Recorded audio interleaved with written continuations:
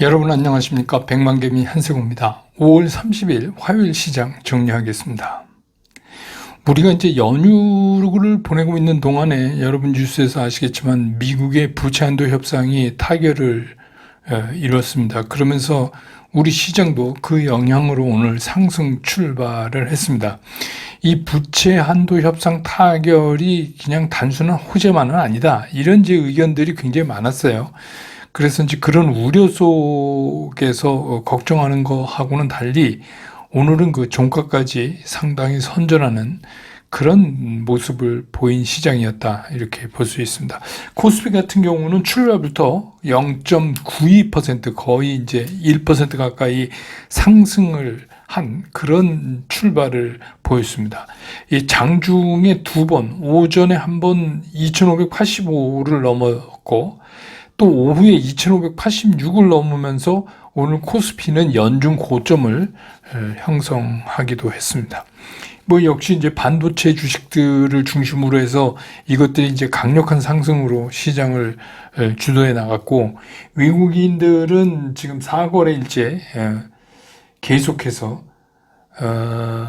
순매수를 이어가는 그런 모습을 보여줬습니다. 오늘 코스피 시장에서 외국인들은 6,756억을 순매수했고요. 기관은 1,123억을 순매도했고 개인은 5,428억을 순매도했습니다. 그래서 오늘 종가는 2,585.52포인트.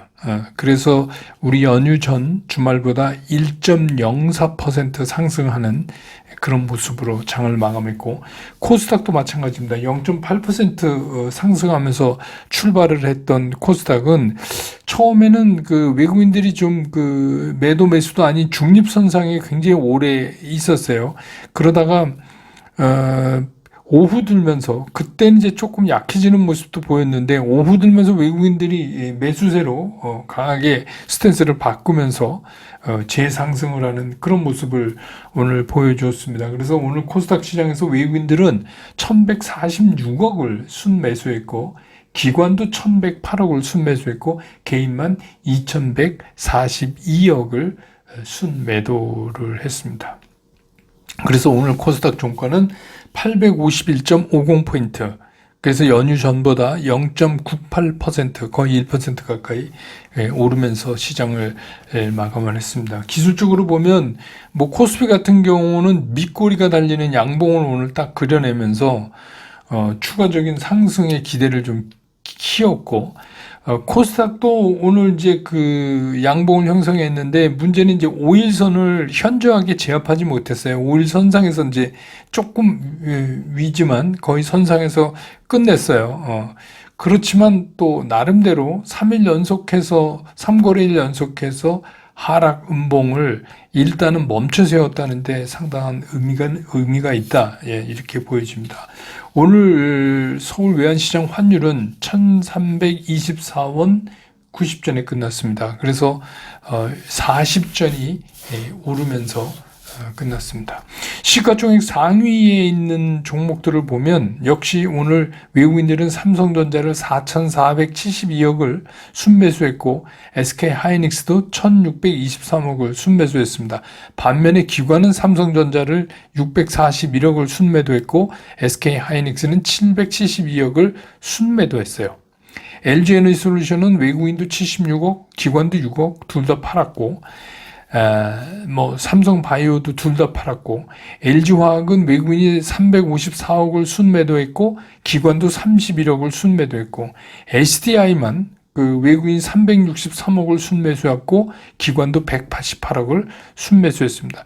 현대차도 외국인이 534억 순매도, 기관도 261억 순매도, 기아도 외국인 110억 순매도, 기관 185억 순매도. 네이버는 외국인이 41억 산대 반에서 기관은 190억을 순매도했고, 포스코홀딩스도 외국인 385억 팔았고 기관도 31억 팔았고, 포스코 퓨처엠은 외국인들이 343억을 순매수했고 기관도 36억을 순매수했어요. 그래서 보면 오늘 이제 반도체가 앞장서서 지수도 끌고 그랬지만 반도체는 외국인은 사고 기관은 팔고 이랬고요. 시가총액 상위에서는 삼성 SDI만 외국인과 기관이 동시에 사는 그런 모습이었고 포스코 퓨처엠도 동시에 사는 그런 모습을 보였습니다. 또 코스닥으로 넘어가서 보면 에코프로비엠을 외국인은 80억을 순매도했고 기관은 166억을 순매수했고 에코프로는 외국인이 11억을 순매도했고 기관은 91억을 순매수하고 LNF는 외국인이 12억을 순매도하고 기관은 138억을 순매도했어요. 그래서 오늘은 외국인하고 기관이 완전히 반대에서는 우리 기관은 사고 외국인은 그 2차전지 그 세 종목을 전부 파는 개인들도 2차전지 세 종목을 전부 순매도하는 그런 모습을 보여줬습니다. 그래서 오늘 또 JYP를 외국인들 많이 올랐죠. JYP가 오늘 7.48%, 외국인은 188억을 팔았고 기관이 159억을 샀고 개인도 14억을 샀습니다. 뭐 오늘 뭐 얘기할 거 없이 반도체죠. 그래서 이제 우리가 뭐 며칠째 계속된 지난주부터 AI 반도체 수요 증가 기대 그렇게 되니까 이제 삼성전자, SK 하이닉스가 오늘 이제 신고가를 또 만들면서 날아다녔습니다. 뭐 각 증권사에서도 이제 그러다 보니까 뭐 증권사는 이거 맨날 좀 뒤늦게 나오는 경향이 있지만 아무튼 하반기 실적이 상당히 좋다. 그런 걸 기대하면서 외국인이 산다. 이렇게 이제 하는 증권사에 뭐 AI 유형처가 확산되기 때문에 AI가 여기저기 쓰이기 때문에 AI용 반도체 수요가 상승세다. 그래서 그 서버용의 DDR5 같은 고용량 제품들이 그 메모리 반도체의 수요가 이제 증가할 거다. 이런 얘기를 하면서 오늘 이제 뭐 반도체 관련된 거 소부장 포함해서 다 전부 올랐습니다. 그 다음에 이제 그 안에는 진짜 이제, 인공지능, AI, 그래서 AI 챗봇, 로봇도, 산업용, 지능형 할 것도 없이 그냥 다 오늘 움직였어요. 그래서 엔비디아가 새로운 그 AI 슈퍼컴퓨터 공개한다는 소식이 나왔죠. 네, 텔레그램 뉴스 전해드렸지만. 그래서 이제 엔비디아 CEO는 이런 이제 생성형 AI 같은 것들이 현대 경제의 어떻게 보면 디지털 엔진이다. 그러니까 이제 쉽게 얘기하면 이 AI 빼고 없다. 이런 얘기나 똑같은 거죠. 근데 이제 영국의 이코노미스트도 AI 골드러시가 관련 업계를 빠른 성장세를 나타내 줄 거다. 이렇게 해서 진짜 이거 이제 AI가 너도 나도 갑자기 또 이제 이렇게 되면 AI 한대는 회사 막 늘어나는데 그런 건 이제 조심하시고요. 이제 그 정도는 다 아시니까. 그 다음에 이제 골드러시, 그런데 미국 그 개척 시대에 그 골드러시가 있었잖아요.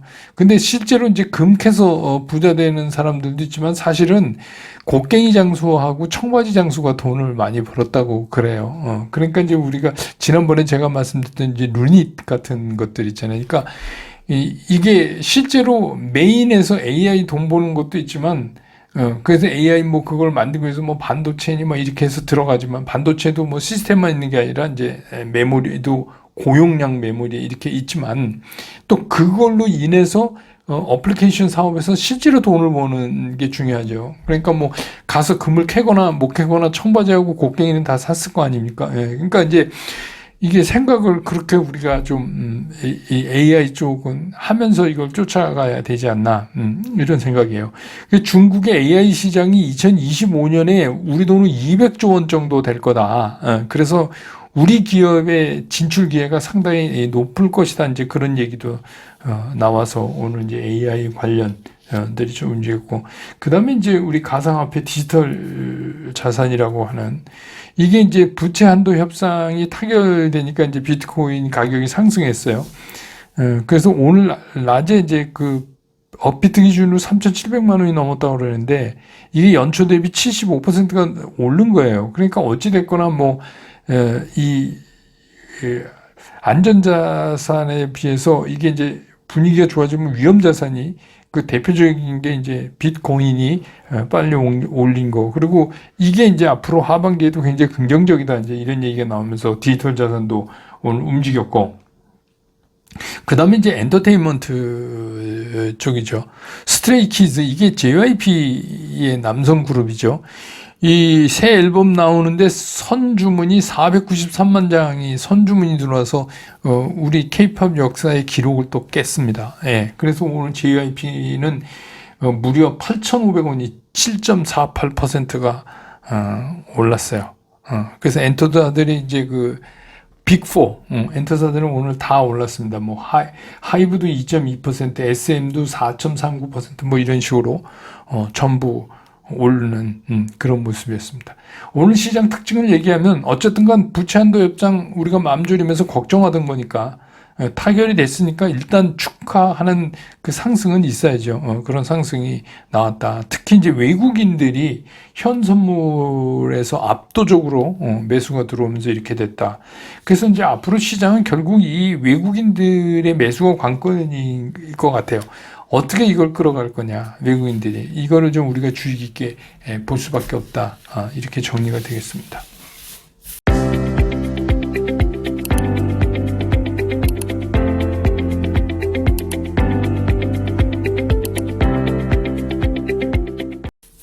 시장을 보면 그 말 많고 우리가 겁 먹고 그랬던 미국의 부채 한도 협상이 최종 이제 합의를 봤어요.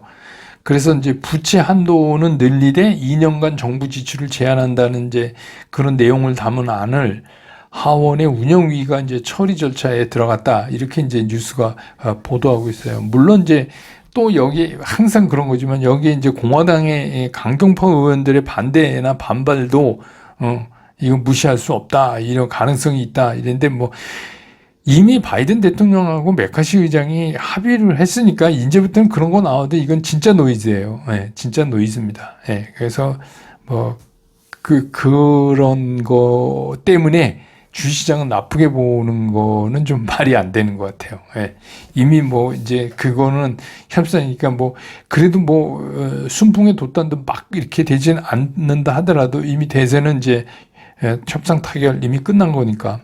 근데 이제 그 와중에 우리가 신경 써서 봐야 되는 게 뭐냐면 개인 소비 지출이 발표가 됐는데 이 근원 PC가 전년 대비해서 4.6%나 올랐어요. 이게 또 예상을 벗어나 많이 올랐잖아요. 그러니까 개인 소비 지출이 올랐다는 게 이게 뭐예요? 인플레이션 안 죽었다 이 얘기잖아요. 그러니까 이제 다시 연준의 이 6월에 다음 달에 금리 인상론이 모락모락 이렇게 피어나기 시작해서 뭐 6월에 금리를 25bp 올릴 것이다라고 생각하는 사람들이 뭐 68%를 넘었다 그래요. 그러니까 이제 계속 그것 때문에 이제 그게 지금은 이 협상 타결 환원성에 가려져 있지만 그런 상황이에요. 그 중에 이제 그 에너지하고 식료 부분을 뺀 헤드라인도 4.4%예요. 그 3월에 4.2%였고 예상은 이번에 4.3을 했는데 4.4가 됐어요. 다 높아요. 그리고 전월 대비가 특히 0.4예요. 근데 먼저 달은 0.1이었잖아요. 전월 대비 0.3은 높은 겁니다. 그래서 인플레이션 압력이 지속되고 있다. 지속되고 있다. 이걸 이제 우리가 여기서 알 수가 있는데 또 특히 이제 개인 소득도 전월 대비해서 0.4%가 증가를 했어요. 이게 소득이라는 게 소득이 많아지니까, 그러니까 이게 노동시장 과열에 따른 임금 상승, 우리가 이제 흔히 그렇게 얘기하는 이게 인플레이션이 장기화되게 하는데 상당히 힘을 실어주는 얘기예요. 이 얘기들이. 그러니까 이게 이제 노동시장도 잘 안 죽으니까 지금, 이제 그런 문제. 그리고 또 보면 이제 긴축해서 유동성을 많이 계속해서 줄여가고 있지만, 그리고 또 이제 이번에 이제 부채 협상 끝나고 나면 미국이 이제 정부 채권 발행할 테니까 그러면 이제 채권 주고 돈 다시 가져가니까 또 긴축이 될 거다. 이제 그런 얘기들을 많이 지금 이제 나와서 그거를 이제 걱정을 하고 있죠. 근데 이제 또 한 가지 재미난 건 뭐냐면 미국의 화폐 유동 속도가 굉장히 빨라졌어요. 그러니까 그 얘기는 무슨 얘기냐면 유동성은 줄였는데 돈이 회전이 빨리 된다는 얘기예요. 그러니까 뭐죠? 미국 사람들이 돈을 그냥 막 요새 쓴다는 거예요. 그래서 긴축 효과가 크게 못 나타나고 있는 이제 그런 점도 있죠. 그런데 부채 한도 협상 타결이니까 좋은 일이죠. 그러니까 일단 이게 됐으니까 우리가 이제 증시가 폭죽을 한번 터트리고 뭐 이런 걸 해야 돼요. 근데 이게 지나면 이제 앞에 이제 제가 지금까지 말씀드렸던 이제 이런 근본적인 문제로 돌아가서 시장은 냉각될 거다라는 견해가 연휴 내내 부채 협상 타결 소식하고 거의 비슷한 빈도로 나왔어요. 그러니까 계속 지금 걱정하는 거예요. 그래서 제가 또 갑자기 좋아졌다가 갑자기 이렇게 사람들이 막 걱정하면 의외로 주가가 안 빠질 수도 있어요. 시장은 항상 그래요. 사람들이 너무 많이 그쪽을 생각하면 한번 반대로 나타나는 경우가 많이 있거든요. 그러니까 이제 주가가 상승을 했으니까 오늘도 이렇게 해서 뭐 삼성전자가 뭐 2,000원씩 오르고 그러니까 그것도 뭐 특히 이제 반도체 같은 거는 그동안 업황 때문에 굉장히 고전했잖아요. 근데 이제 이렇게 올라가니까 좋기는 해요. 그동안 이제 오랫동안 물려서 막 고민하던 분들도 그렇고 근데 이제 중요한 게 뭐냐면 그랬으면서도 불구하고 삼성전자 이렇게 올라서 좋은데 이게 덜컥 쫓아가서 사기가 되게 애매모호해지는 거죠. 지금 이제 못 사는 거예요. 이게 이제 시장이 참 어렵다는 거를 그대로 반증하는데 여러분들은 어떠세요? 삼성전자 물려갖고 있던 분들이 지금 이제 물린 거 회복됐는데 지금 들어가서 막 사지세요? 잘 안 돼요. 심리적으로. 뭐 강심장인 분은 그래도 사시겠지만 그렇다는 거예요. 그러면 이제 이런 거잖아요. 그럼 우리 시장이 갑자기 왜 외국인이 계속해서 우리 시장을 사고 특히 반도체 뭐 이러면서 대만이나 홍콩에 비해서 상대적으로 왜 우리는 이렇게 강세를 보이는가? 근데 이제 그 강세를 보이는 주된 요인을 살펴보면 외국인 매수예요. 홍콩도 오늘 플러스 못 나는 것 같고 대만도 플러스 못 나는 것 같고 그런데 우리는 왜 이럴까? 그러니까 이게 이제 한 두 가지로 분류를 해보면 첫째는 뭐냐면 반도체예요. 그러니까 우리 증시에서 반도체 의존도가 굉장히 높잖아요. 그러니까 그동안의 반도체는 그냥 막연한 반도체 업황의 경기 바닥.